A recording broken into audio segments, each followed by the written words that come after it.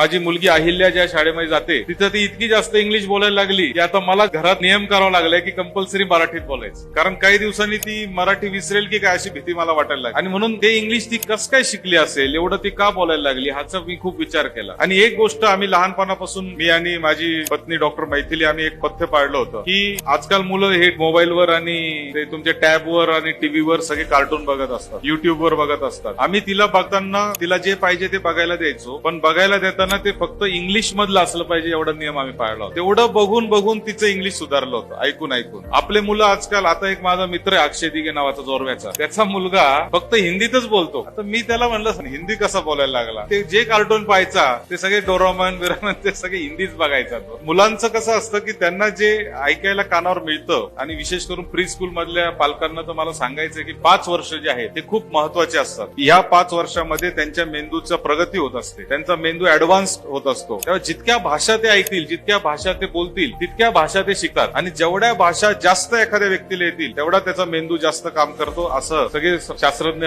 सांगत असतात. कारण एकाच वेळेस मेंदूमध्ये 3-4 भाषांचं जेव्हा त्याला ट्रान्सलेशन करावं लागतं तेव्हा त्याचा मेंदू चांगला काम करतो.